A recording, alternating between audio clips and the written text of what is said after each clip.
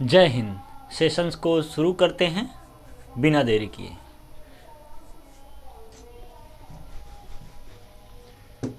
हमारा पहला क्वेश्चन है, एक विभाजन के प्रश्न में भाजक भागफल का 5 गुना है और शेषफल का 4 गुना है। यदि शेषफल 5 है तो भाज्य क्या है। जब इस प्रकार के प्रश्न आएंगे तो नंबर सिस्टम में आप पहुंच जाएंगे। नंबर सिस्टम में क्या होता है, भाज्य जब हम इस तरह से प्रश्न पाएंगे तो भाज्य बराबर भाजक गुणे भागफल धन शेषफल।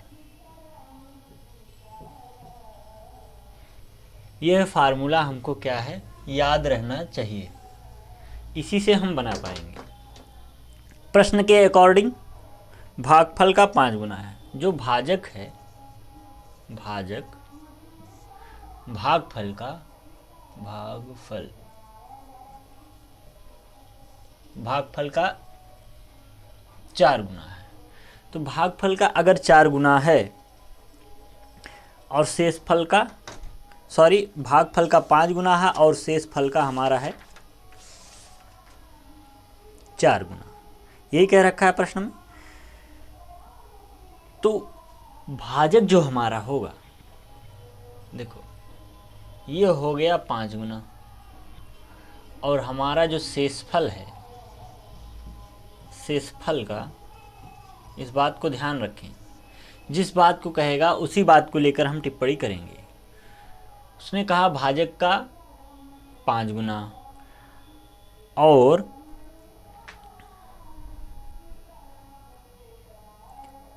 शेषफल 5 गुना है। तो शेषफल अगर 5 गुना है भाजक का, तो शेषफल अगर 5 गुना है और हमारा भाजक 4 गुना, हम फिर से एक बार प्रश्न को पढ़ दे रहे हैं। प्रश्न में कहा है भाजक भागफल का 5 गुना है, शेषफल का 4 गुना है। तो इसलिए हमारा कि शेषफल दिया गया है 5 गुना है, ये शेषफल है। देखिए प्रश्न में दिक्कत नहीं हो, शेषफल 5 गुना है, तब भाजक हमारा क्या हो जाएगा, जो भाजक होगा वो कह रखा है कि शेषफल का 4 गुना है और ये 5 गुना है ही पहले से, तो ये हो जाएगा 20। नहीं समझ में आई बात तो यहाँ कह दिया है कि ये हमारा है 5 गुना और ये 4 गुना दिखा दिया, शेषफल का 4 गुना दिखाया है, इसलिए इसमें क्या होगा, गुणा हो जाएगा। तो ये हमारा भाजक जो मिल गया वह मिल गया 20। जब भाजक हमको 20 मिल गया, उस परिस्थिति में भागफल क्या होना चाहिए, भागफल। तो भागफल जो हमारा होगा वो भाजक जो है, भाजक गुणे भागफल तो इधर आ गया। तो हमारा जो भाजक था वो, जो भाजक हमारा आया है 20 ये, और बटे में शेषफल, हमारा शेषफल जो बचेगा वो, तो काटेंगे तो हमारा 4 आएगा। तो जो भागफल आया वो 4 आया, जो भाजक आया वो 20 आया, शेषफल 5 आपको पता ही है। तो फार्मूले पे जब रखेंगे तो फार्मूले पे रखने के बाद आपको क्या प्राप्त होगा, तो भाज्य बराबर कहेंगे सर, भाज्य बराबर भाजक आया है 20, भागफल है हमारा 4 और शेषफल हमारा है 5, क्योंकि दे रखा है अभी निकाले हमने। तो इसको गुणा कर लीजिए, हो गया 80 और प्लस 5 हो गया 85। यही आपका क्या है, आंसर है। एक बार फिर से समझेंगे। देखिए प्रश्न में कह रखा है आपसे सीधा सीधा कि भाजक भागफल का 5 गुना है, भाजक भागफल का 5 गुना, ये जो भाजक है ये भागफल का 5 गुना होगा। जब 5 गुना होगा तो क्या कर लेंगे हम, भाजक भागफल का, तो हमको ये पता होना चाहिए कि भागफल कितना है। तो भागफल प्रश्न में है कि 4 है, शेषफल का 4 है। तो सबसे पहले ध्यान रखते हैं शेषफल का 4 भागफल है, इसलिए हमको पता चल गया कि 4 क्या है, भागफल। जब 4 भागफल है तो भाजक इसका 5 गुना है, तो 4 गुणे 5 कर दिया, तो 20 हमारा आगे क्या, भाजक। भागफल में वही बातें हैं, चाहे आप ऐसे करके निकालिए या फिर दे रखा पहले से है कि शेषफल का 4 गुना है, तो शेषफल का 4 गुना 4 ही रहने दें, 20/5 करने की आवश्यकता नहीं पड़ेगी। शेषफल तो सीधा कहा है कि 5, ठीक। आप फिर उसके बाद भाज्य बराबर भाज्य पे रख देंगे, आपको 85 आ गया।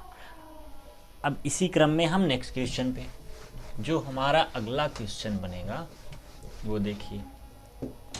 जो हमारा अगला क्वेश्चन है, कहते हैं 5 क्रमागत संख्याओं में दूसरी संख्या 49 है।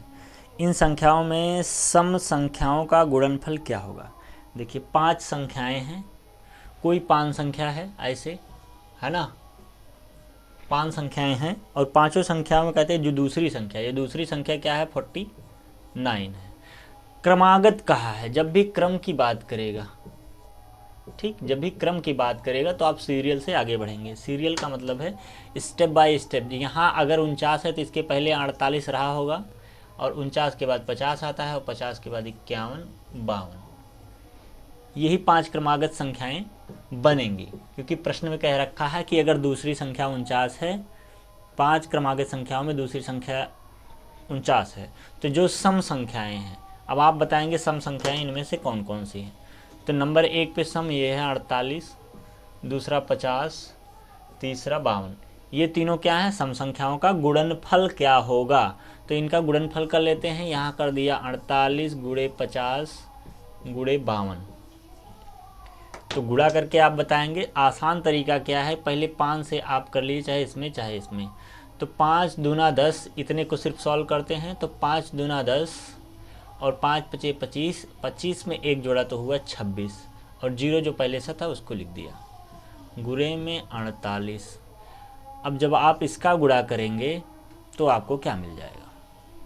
तो आपको सीधा क्या करना है, 48 गुणे 26 कर लेना है। ठीक, कई तरीका हमने सिखाया है गुणा करने का। आप चाहते तो 20 से इसमें करके फिर उसके बाद आप 6 से करके और जोड़ लेते। आप सीधा भी कर सकते हैं। 6 × 48, 6 चौका 24, 24 में 4 जोड़ दिया तो 28 हो गया, 2 अट्ठे 16 हो गया, 2 चौको 8, 9 हो गया। जोड़ा तो 8 और इसमें जोड़ा 14, 11 1 12। तो आपको कितना मिल गया, 1248 है। और 2 0 0 पहले से था तो दोनों जीरो को हम उतार दिए। आपके सामने गुणा हो गया। तो आपको मिला क्या, 12,4800। ठीक, ये जो मिला 12,4800, यही आपका क्या होगा, राइट आंसर होगा। देखिए आप स्क्रीनशॉट ले सकते हैं। इसी क्रम में हम अगले क्वेश्चन की तरफ बढ़ेंगे और आपको बताएंगे।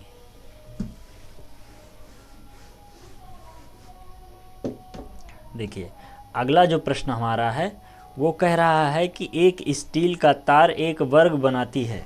ठीक, स्टील का तार है वो क्या बनाती है, वर्ग बनाती है। वर्ग हमने बना दिया, लो, एक स्टील तार वर्ग बनाती है। ठीक, जिसका क्षेत्रफल 121 सेंटीमीटर है। ये अगर वर्ग है, ध्यान रखिए, वर्ग है तो वर्ग का क्षेत्रफल दे रखा है 121 सेंटीमीटर स्क्वायर। ठीक, अगर वर्ग का क्षेत्रफल 121 सेंटीमीटर स्क्वायर दिया है तो वर्ग का क्षेत्रफल अगर इतना दे रखा है तो यहाँ हम लिखेंगे वर्ग का क्षेत्रफल। आप भी जानते हैं कि वर्ग का क्षेत्रफल बराबर होता है भुजा स्क्वायर। तो यहाँ हम लिखेंगे 121 बराबर भुजा का स्क्वायर। तो यहाँ रूट में 121 हो जाएगा, इधर हो जाएगा a, यहाँ मिल गया 11 बराबर a, अर्थात जो भुजा आ गई वो है 11 11 की आ गई। ठीक, जो भुजा मिली वो 11 11 की मिली। अब प्रश्न में आगे कहता है यदि इसी तार को आयत के आकार में मोड़ा जाए। अब क्या करता है, वो आयत बना देता है। इसी तार को क्या कर दिया, आयत बना दिया। ठीक, अगर इसी तार को आयत बना दिया जिसकी चौड़ाई 8 सेंटीमीटर है। इस आयत की जो चौड़ाई दी गई है वो 8 सेंटीमीटर है।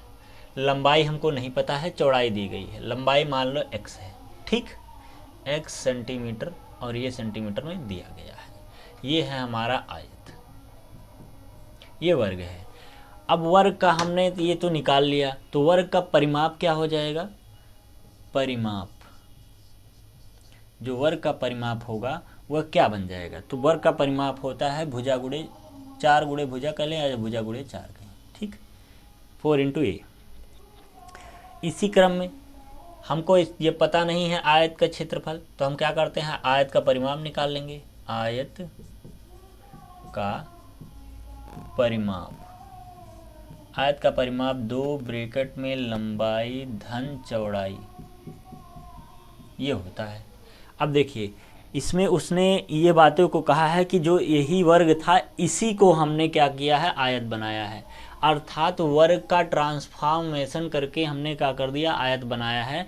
अर्थात इसके परिमाप में परिवर्तन नहीं हुआ है। अर्थात परिमाप का मतलब ये समझ जाइए, अगर 1 लीटर आपका दूध है, उसको आप सिर्फ बर्तन बदल रहे हो तो 1 लीटर दूध ही रहेगा, ना कि वो 2 लीटर हो जाएगा, सिर्फ आकार आकृति बदल जाएगी। उसी तरह ये क्या कहता है, वर्ग बना था, उसको पीट पीट के उसने क्या कर दिया, आयत बना दिया, लेकिन उसके आकार में सिर्फ परिवर्तन किया है, उसके परिमाप में परिवर्तन नहीं हुआ है। इसलिए जो हमारा वर्ग का परिमाप होगा वो बराबर होगा आयत के परिमाप के।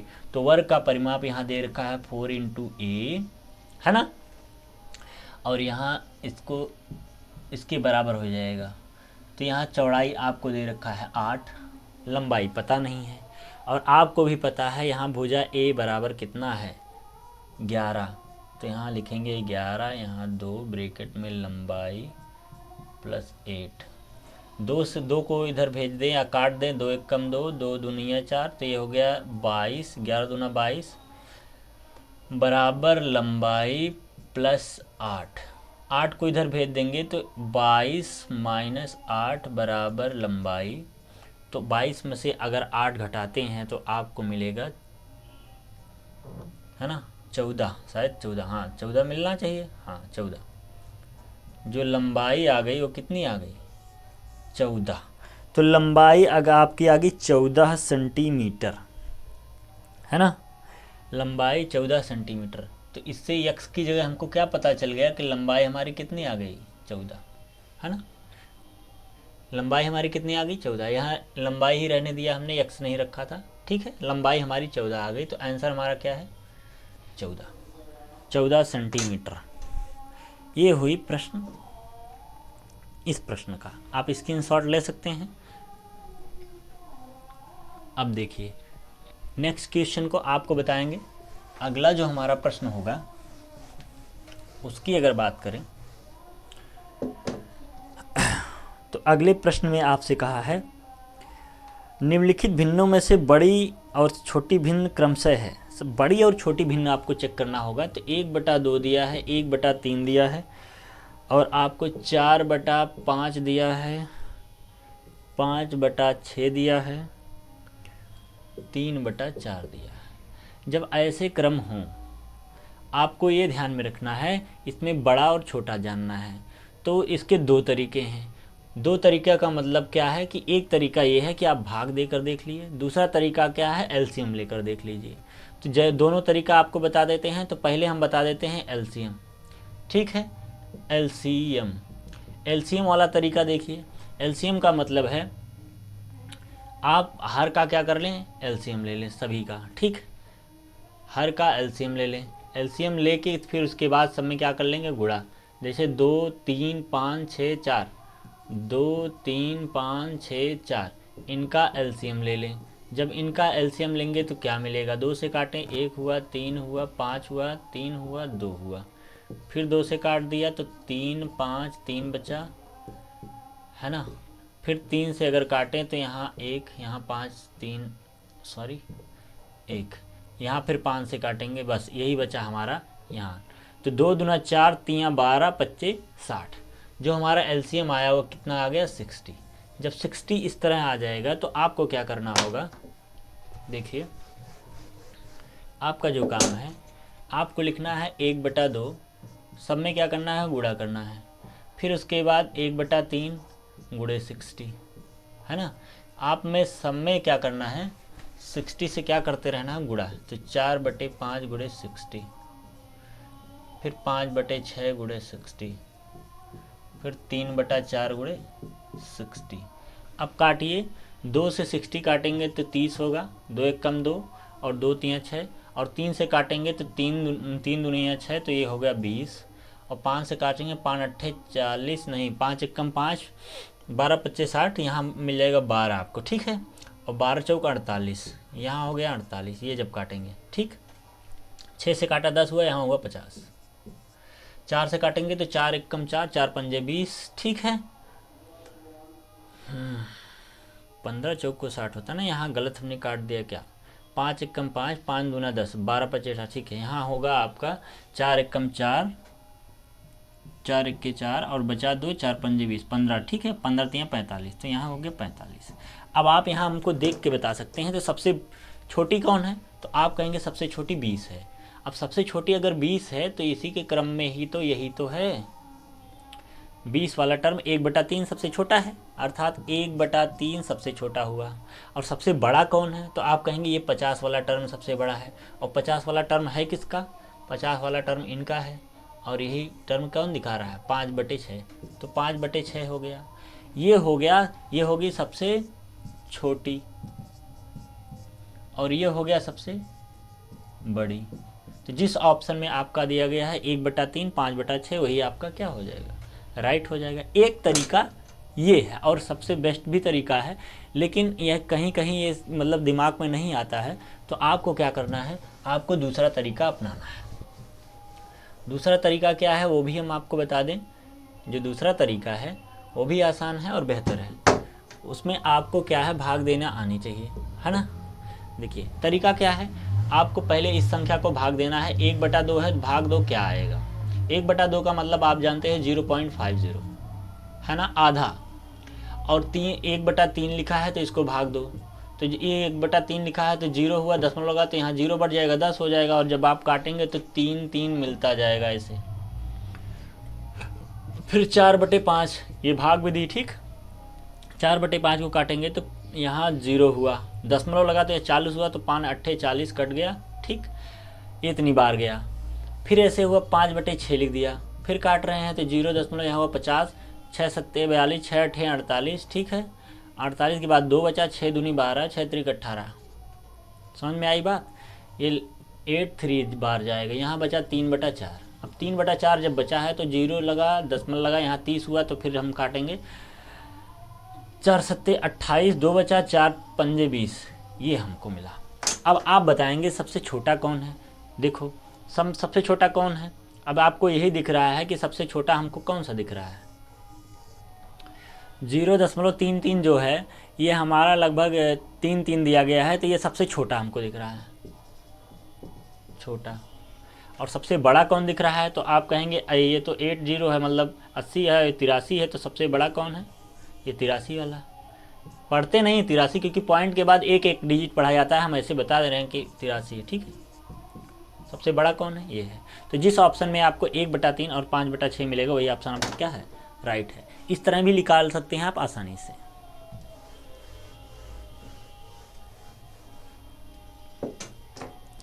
देखिए अगला जो हमारा प्रश्न बनने वाला है वो प्रश्न क्या है। अगला जो प्रश्न है कहता है 1 सेंटीमीटर गुणे 1 सेंटीमीटर वाले 36 छोटे वर्गों में कुल कितने प्रकार के व्यवस्थित किया जा सकता है कि पारिमाणिक क्षेत्रफल 36 सेंटीमीटर वर्ग हो जाए। ये प्रश्न बहुत ही अच्छा है और पूछा भी गया है। तो इस प्रश्न के लिए हम क्या करें, क्या कहते हैं, पहले आपका सबसे पहला जो काम होगा कि 36 सेंटीमीटर वर्ग बनाने के लिए आपको, मतलब इसका कहने का अर्थ ये है कि 1 गुणा 1 का हो और 36 सेंटीमीटर स्क्वायर का वर्ग बन रहा है। तो कितनी परिस्थितियों में 36 सेंटीमीटर स्क्वायर की जो है वर्ग बन सकता है। तो हम ये अगर कह दें कि ऐसी 5 परिस्थितियां हो सकती हैं, तो कैसे जानेंगे कितनी परिस्थितियां हैं, हम चेक करके देखेंगे, ठीक है। चेक करके देखना है एकदम पूर्ण रूप से, ठीक है।